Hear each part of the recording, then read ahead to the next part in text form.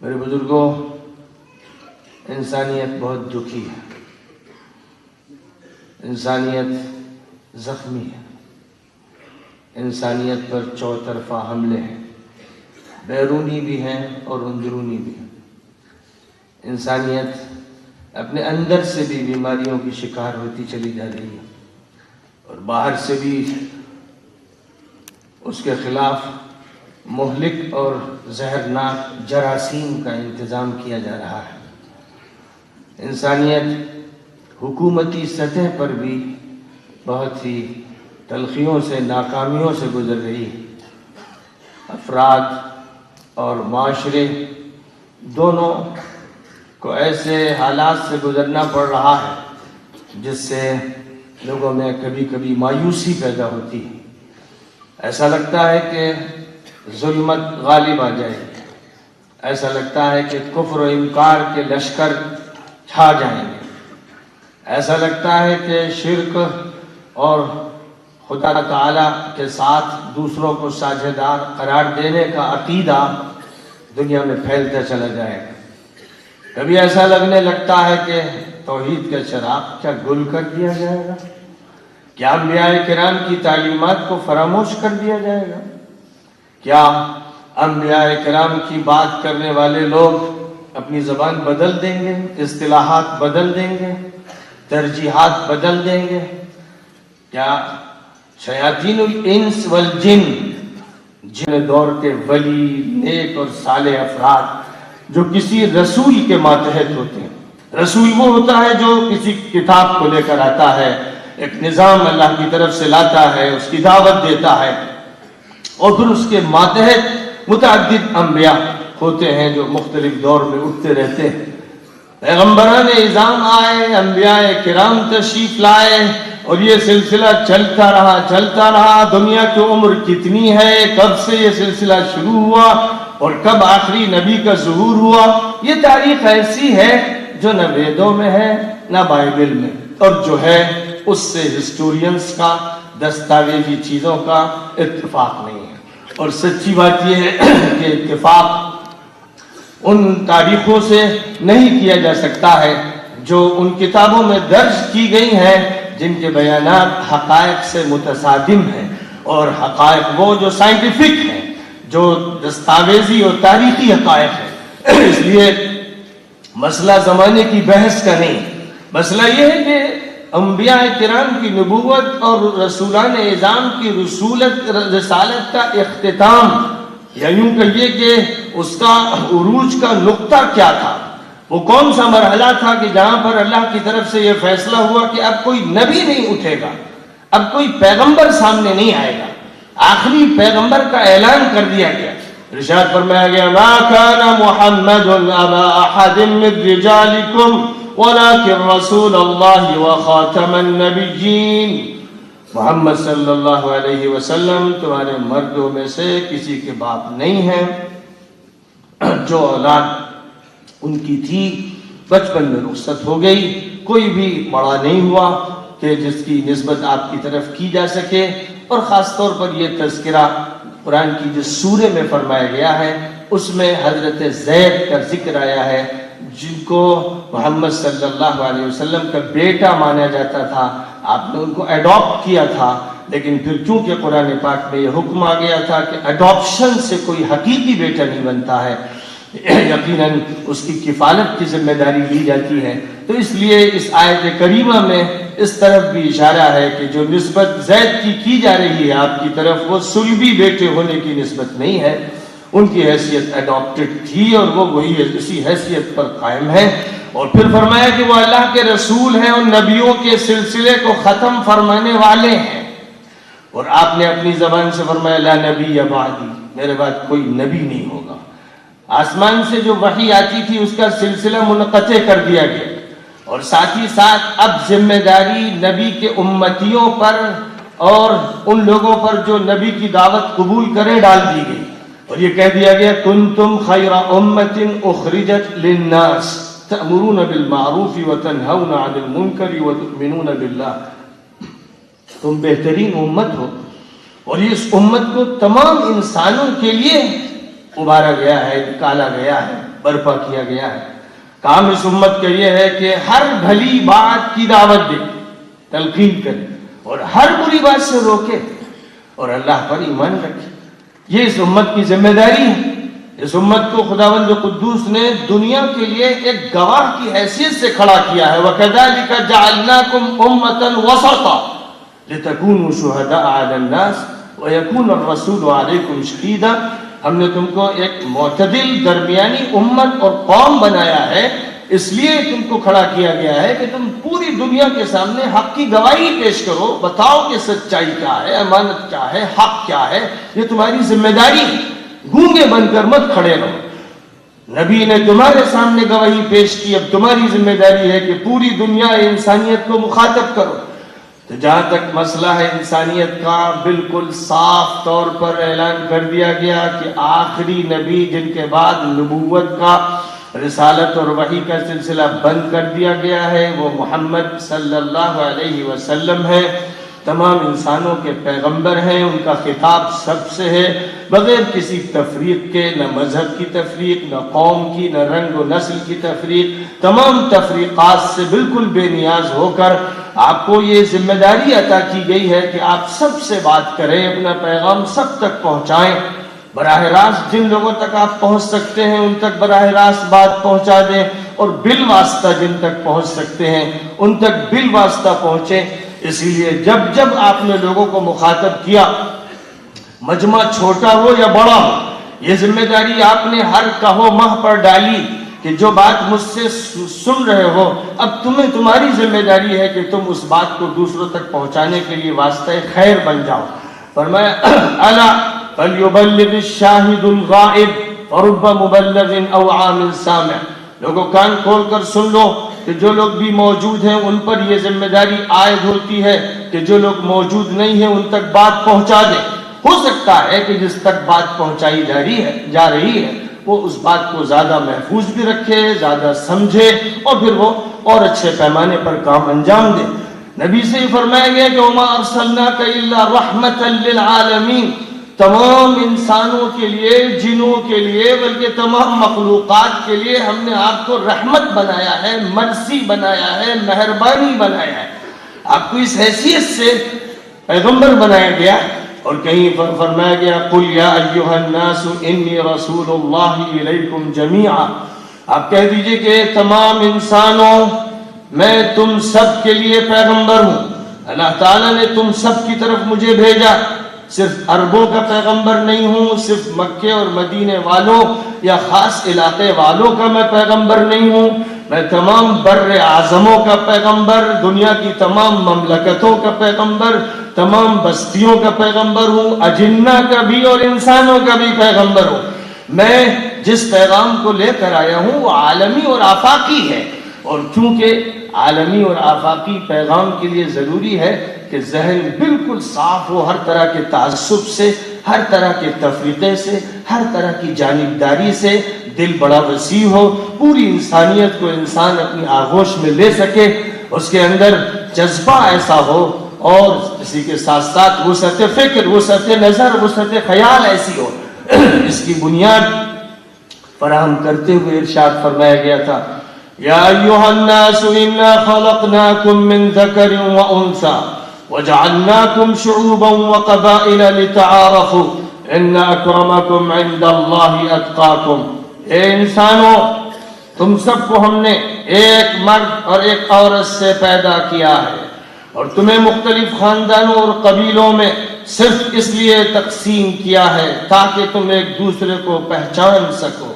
تم میں سب سے زیادہ باعزت انسان وہ ہے جو سب سے زیادہ اپنے اللہ کا لحاظ کرنے والا اور اس کے احکام کی پاسداری کرنے والا، حلال و حرام میں تمیز کرنے والا انسان ہے۔ عزت اسی کو حاصل ہے۔ مجھے بتائیے کہ پوری تاریخ انسانی میں اتنا واضح اعلان انسانیت کے بارے میں کہیں اور ملتا ہے؟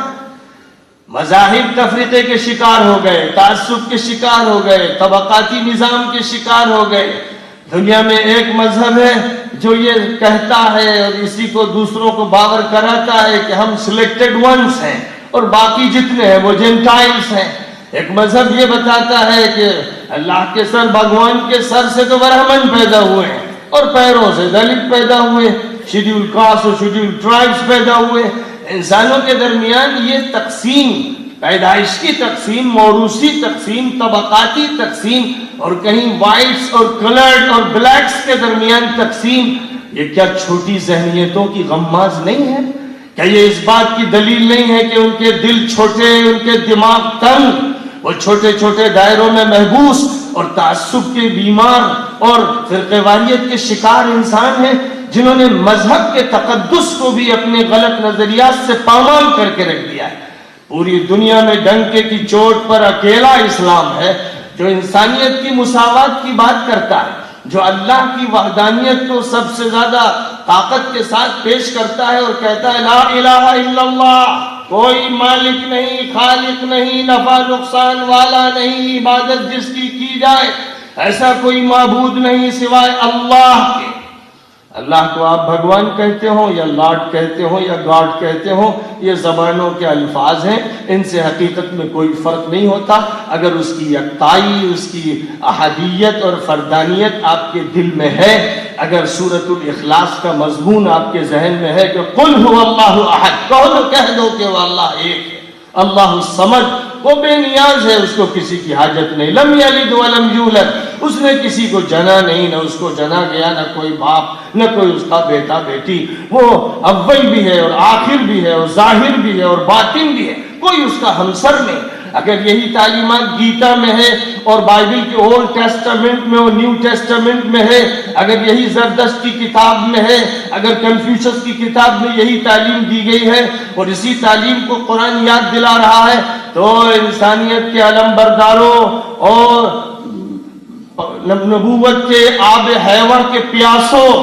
آخر تم اس چشمہ حیوہ کی طرف کیوں نہیں لپکتے؟ کون سی چیز تمہارے درمیان اور تمہارے نبی کے درمیان اور اللہ کی آخری کتاب کے درمیان اور اللہ کے آخری نظام کے درمیان حائل ہو جاتی؟ وہ کون ہے جو بیچ میں دیوار کھڑی کرتا ہے؟ وہ کون ہے جو پردے کھڑے کر دیتا ہے؟ آخر آپ کے دماغ کو آزادی کیوں نہیں ملتی؟ کس نے آپ کے اندر تعصب ڈالا؟ فرقہ واریت کس نے پیدا کی؟ کس نے مذہبی بنیادوں پر، برادریوں کی بنیادوں پر انسانوں اور انسانوں کو بانٹا؟ قرآن نے کہہ دیا تھا کہ تم ایک باپ کے بیٹے ہو، سارے انسان جو دنیا میں چھوٹے اور بڑے اور کالے اور گورے اور طرح طرح کی تقسیمات کے شکار ہیں، قرآن یہ کہتا ہے کہ ایک انسان کے ذریعے تم کو وجود عطا کیا گیا ہے، ایک باپ کے سب بیٹے ہو، اور وہ کہتا ہے ایک رب کے سب بندے ہو۔ وحدت کی اس سے زیادہ طاقتور دعوت کہاں ہے؟ یہ جو یکتائی پیدا کی جا رہی ہے، وحدت پیدا کی جا رہی ہے، ایک لڑی میں پرویا جا رہا ہے پوری انسانیت کو، آخر اس دعوت کو لوگ قبول کیوں نہیں کرتے؟ کیوں نہ ہم پھر یہ سمجھیں کہ شیاطین الجن والانس یوحی بعضهم الى بعض زخرف القول غرورا، وہ لوگ ہیں جو ماحول کو بگاڑنا چاہتے ہیں، بنانا نہیں چاہتے، تخریب چاہتے ہیں، تعمیر نہیں چاہتے، امن و سلامتی نہیں چاہتے، وہ دنگا چاہتے ہیں، ظلم چاہتے ہیں، خون کی ندیاں چاہتے ہیں۔ اور کیا یہ واقعہ نہیں؟ کیا جو لوگ شیاطین الانس والجن کا کردار ادا کر رہے ہیں، آج انہوں نے اپنی توپوں کو اور اپنی میزائلوں کو انسانی آبادیوں کے خلاف استعمال کر کے اور آزما کر انسانوں کی آبادیوں کو کھنڈرات میں نہیں بدل رکھا؟ کیا وہ لوگ کہ جن کو خدا نے زبان دی تھی، اس زبان کا استعمال شیطانی اور بیہودہ الفاظ کے لیے کر کر کے انبیاء کرام کی تعلیمات پر وہ ڈاکہ نہیں ڈال رہے؟ کیا جن کو خداوند قدوس نے آنکھیں دی تھی کہ اس کی قدرت کی نشانیاں اس کی کہکشاؤں میں دیکھو، زمین کے پودوں میں دیکھو اور پانی کے قطروں میں دیکھو اور ہوا کی لہروں کو محسوس کرو، کائنات کے چپے چپے کو پڑھو، اور تم کو جو علوم پڑھائے جاتے ہیں، باٹنی کا ہو، زولاجی کا ہو اور کیمسٹری کا ہو اور فزکس کا ہو اور ایسٹرونومی کا ہو، جن کے نام پر کالج بناتے ہو، جن کے نام پر ڈپارٹمنٹس بناتے ہو، کیا یہ خدا کی نشانیاں نہیں ہیں؟ کیا ایک ایک ذرے سے لے کر آفتاب تک اور زمین سے لے کر آسمان تک اور عالم شہود سے عالم غیب تک خدا تعالیٰ کی چاروں طرف نشانیاں بکھری ہوئی نہیں ہیں؟ تم ایک ذرے سے اپنے مالک کو کیوں نہیں پہچانتے؟ پھول کی ایک پنکھڑی سے اور درخت کی ایک پتی سے اور پانی کی ایک بوند سے اور ہوا کی ایک لہر سے اور ستارے کی چمک سے اور چاند کی چاندنی سے اور سورج کی تمازت سے اور تم خود اپنے وجود سے اللہ کو پہچاننے میں دیر کیوں لگاتے ہو؟ سنريهم آياتنا في الآفاق وفي أنفسهم حتى يتبين لهم أنه الحق. فرمایا اللہ نے کہ ہم لوگوں کو دھیرے دھیرے دکھا دیں گے اپنی نشانیاں اس فضائے بسیط میں بھی، آفاق میں بھی، اور خود ان کی اپنی ذات میں. وہ لیبارٹری میں دیکھیں گے، ریسرچ میں پڑھیں گے، اپنی اندرون کا مطالعہ کریں گے تو پتہ لگائیں گے کہ ان کے سر کے بالوں سے لے کر پیر کے تلوے تک کا ایک ایک خلیہ اور ایک ایک جز خدا تعالیٰ کی قدرت کی کرشمہ سازی کا ایک نمونہ ہے. اور یہ چاہیے کہ اس پر غور کر کے خدا تک پہنچنے کی کوشش کریں. اے لوگوں، بڑے بڑے علم سے وابستہ ہو اور بڑے بڑے اداروں سے وابستہ ہو، لیکن اپنے دل کی دنیا اور من کی دنیا میں کو تلاش کرو. کیا تمہارے دل میں خدا کے جلوے ہیں؟ کیا تمہارے اندرون میں خدا کی تجلیاں ہیں؟ کیا راتوں کو بستر سے اٹھ کر تم خدا کے حضور میں کھڑے ہوتے ہو؟ کیا اس کے حضور میں سجدہ ریز ہو کر روتے ہو، تڑپتے ہو؟ کیا پیغمبروں کی حکایات اور کہانیاں فراموش ہو گئی ہیں؟ کیا تمہارے اندرون میں یہ جذبہ نہیں پیدا ہوتا کہ وہ کون ہے جس نے ہم کو وجود عطا کیا؟ وہ کون ہے جس کی طرف ہم جانا چاہتے ہیں اور جس کی عبادت کرنا چاہتے ہیں؟ اس نے ہم سے عہد الست لیا تھا تو ہماری فطرت میں اپنی پہچان مرکوز کر دی تھی. اس کی پہچان کیسے ہوگی؟ یہ بے چینی ہوتی ہے، دل تڑپتے ہیں. آخر کیا ہو گیا کہ عشق اور محبت کی جگہ بدل دی گئی؟ جس سے عشق کرنا چاہیے تھا وہ معشوق یاد نہیں رہا، جس سے محبت کرنی چاہیے تھی وہ محبوب بھلا دیا گیا، جس کے قدموں میں اور جس کی جوتیوں کی مٹی میں آنکھوں کا سرما تھا وہ سرمے کو فراموش کر دیا گیا. کیمبرج اور آکسفورڈ میں لیکچر دینے والا اور یورپ کے جائزے کو لے کر پھر الہام کے ذریعے سے حقائق کو بیان کرنے والا دنیا سے یہ کہہ رہا تھا، جو انگریزی تعلیم یافتہ تھا، جس نے فلسفے پر لیکچر دیے تھے، اس نے یہ کہا تھا کہ خیرہ نہ کر سکا مجھے، خیرہ نہ کر سکا مجھے جلوہ دانش فرنگ، سرما ہے میری آنکھ کا خاک مدینہ و نجات، سرما ہے میری آنکھ کا خاک مدینہ و نجات. علامہ اقبال نے اپنی آنکھوں کا سرما خاک مدینہ اور خاک نجف جہاں حضرت علی مدفون ہے اس کو بنایا.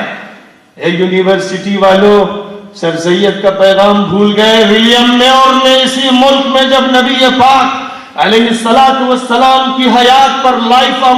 محمد لکھ کر یہ چاہا کہ حضور پاک علیہ السلام کی شان میں گستاخی کرے، تو وہی سر سید جس نے انگریزوں سے استفادہ کر کے اس یونیورسٹی کا کالج کا قیام کیا، اس کی روح مضطرب ہو گئی، وہ تڑپ گیا، اور اس نے محمد عربی علیہ السلام کے دفاع میں وہ کتاب لکھی جس نے ولیم میور کے دانت کھٹے کر دیے. یہ ہے حب محمد کہ محمد سے وفا تو نے تو ہم تیرے ہیں، یہ جہاں چیز ہے کیا لوح و قلم تیرے ہیں. وہ دانا سبل ختم الرسل مولا کل جس نے غبار راہ کو بخشا فروغ وادی سینہ، نگاہ عشق و مستی میں وہی اول وہی آخر، وہی قرآن وہی فرقان وہی یاسین وہی طٰہٰ.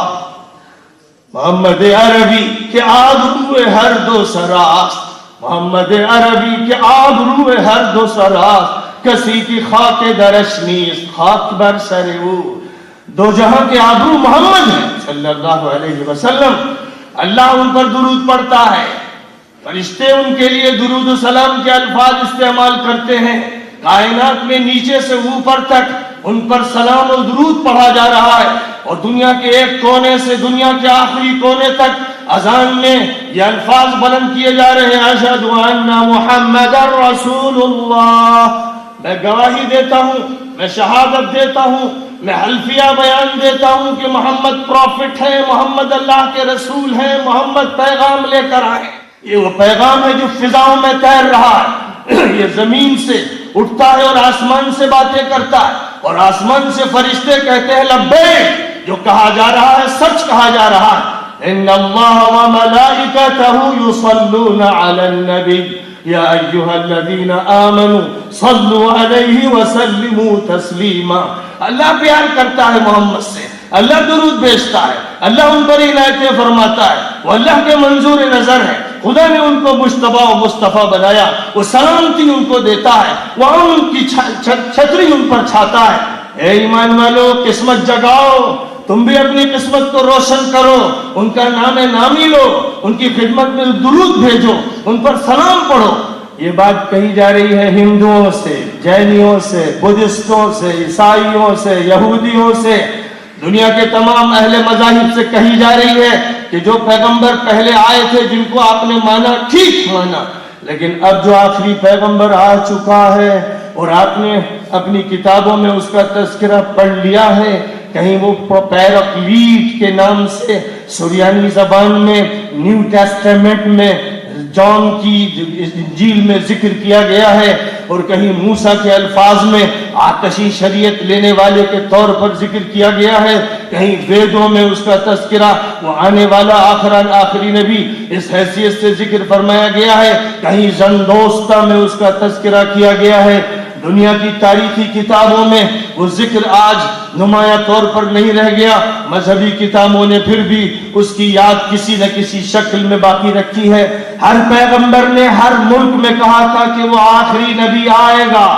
اور وہ آخری نبی آخری پیام لے کر آئے گا. جب وہ آخری پیام لے کر آ گیا اور اس نے قوم تیار کر دی اور اس پر یہ ذمہ داری ڈالی کہ بغیر کسی تفریق کے پوری دنیا کے ہر انسان تک یہ پیام پہنچا دو کہ اللہ وحدہ لا شریک لہ برحق ہے وہی معبود، اور محمد صلی اللہ علیہ وسلم انبیاء کرام کے انکار کرانے کے لیے، کتابوں کو جھٹلانے کے لیے نہیں آئے، تمام کتابوں کی تصدیق کے لیے، تمام انبیاء کرام کے احترام کے لیے، اور یہ بتانے کے لیے کہ سارے انبیاء بھائی بھائی، اور وہ آخری کڑی ہے اس سلسلے اور زنجیر کی، اور وہ آخری پیغمبر ہے. اب وہ پوری انسانیت کے سامنے ایک تحفہ لے کر آئے ہیں، وہ مہربانی تمام لوگوں کے لیے لے کر آئے. وہ یہ بتانے آئے کہ اپنے عقائد کے انتشار کی دلدل سے نکلو،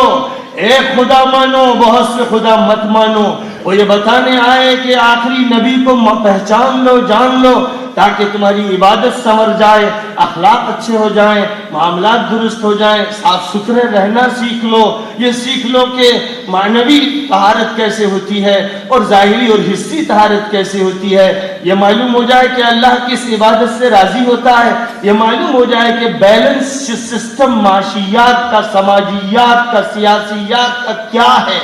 عدل و انصاف کی کتنی اہمیت ہے، ظلم کتنا بڑا پاپ ہے، اور ظلم سے بچنے والا اللہ سے قریب ہوتا ہے، اور عدل و انصاف والا، ظلم سے بچنے والا اور عدل و انصاف کرنے والا اللہ سے قریب، اور ظلم کرنے والا توبہ تاریکیوں کی دلدل میں پھنستے پھنستے اس کی جہنم کے آخری گڑھے میں گرتا ہے. جس نبی نے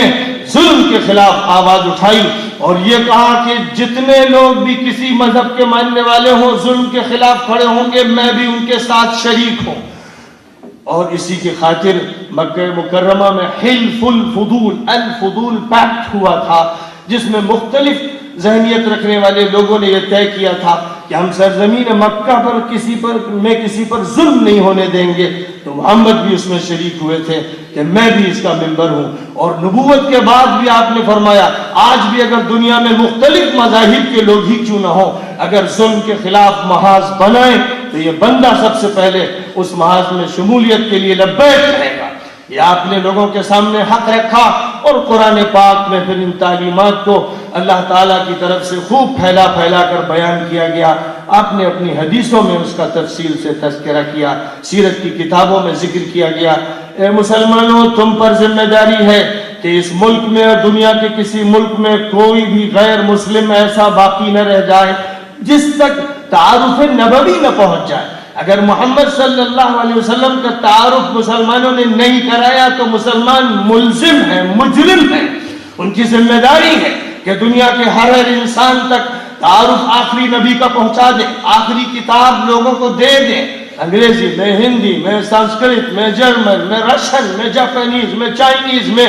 دنیا کی ہر زبان میں یہ کتاب دی جائے ہر اس انسان کو جو اللہ کا بندہ اور آدم کا بیٹا یا آدم کی بیٹی ہے یا اللہ کی بندی ہے، ہر مرد و زن کو، ہر نوجوان کو، ہر بوڑھے کو یہ کتاب دینی ہے، اس لیے کہ وہ جہنم کے راستے سے بچ جائے، جنت کے راستے پر پڑ جائے، امن و آشتی کا طریقہ سیکھ لے، بیلنس وے آف لائف اس کو معلوم ہو جائے، اس کی روح کو سکون نصیب ہو، اس کے قلب کو طمانینت حاصل ہو، اس کے ذہن کو یکسوئی مل جائے،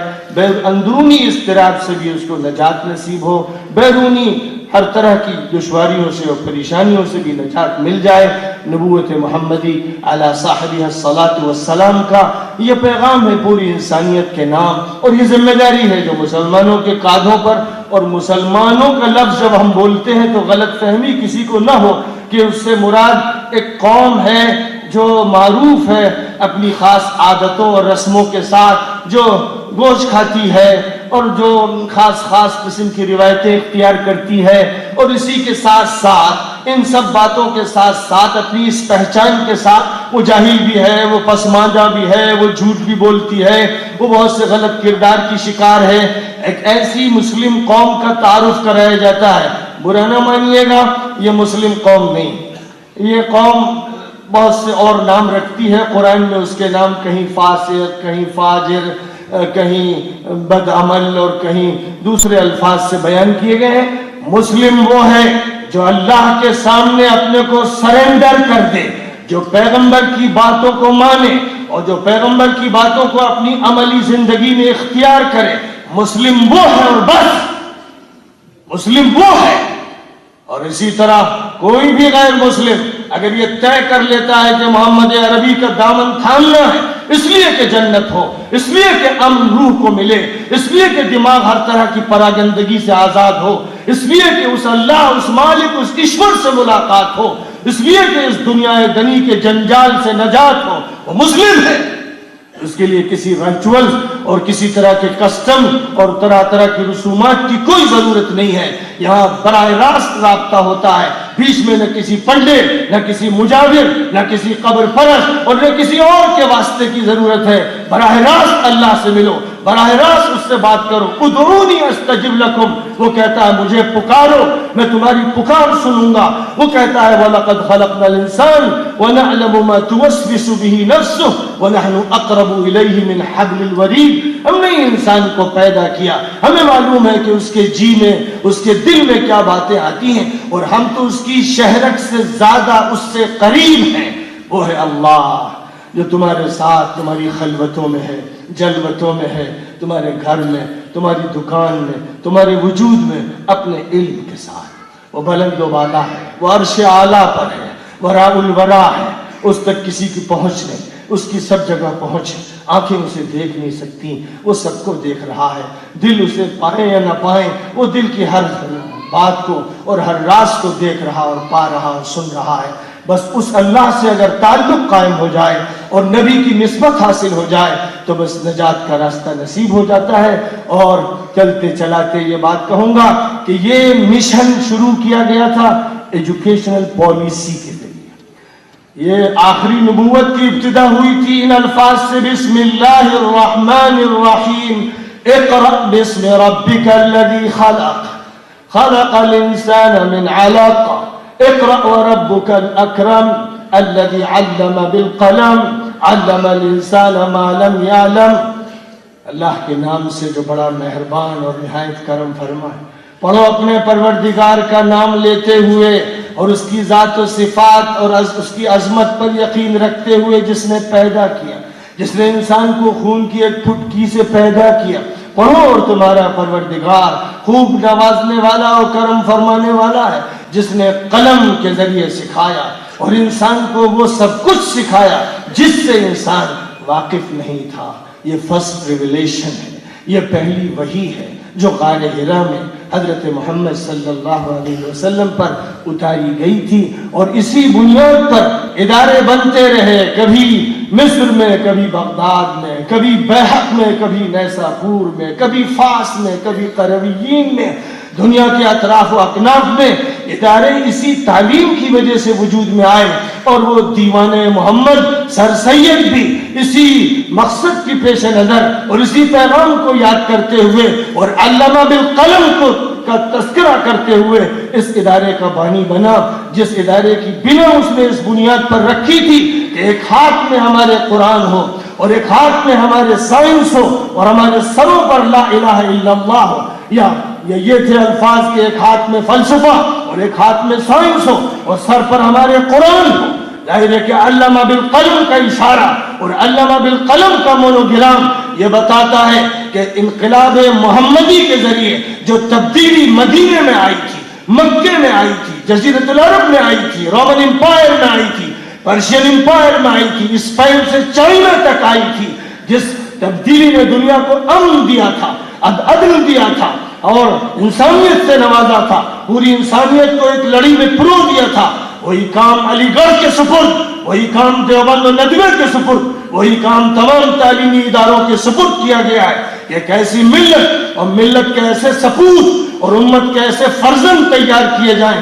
جو محض رٹنے والے اور امتحان دینے والے اور ڈگری حاصل کرنے والے طلبہ نہ ہوں، بلکہ محمدی نبوت کے علمبردار اور محمدی پیغام کے علمبردار بن کر پوری دنیا میں بیداری پیدا کریں اور پوری دنیا کو انسانیت کا سبق سکھائیں۔ یہ ہے وہ مشن۔ یہ مشن جب تک تازہ رہے گا اور اس مشن کو لے کر جب تمام اساتذہ پڑھائیں گے اور ذمہ دار اسی مشن کو سامنے رکھ کر علامہ بالقلم اور اقرأ بسم ربک الذی خلق کا سبق پڑھاتے چلے جائیں گے تو دماغ بھی روشن ہوں گے، دل بھی روشن ہوں گے، جسم صحیح رخ پر چلیں گے، پھر بے حیائی،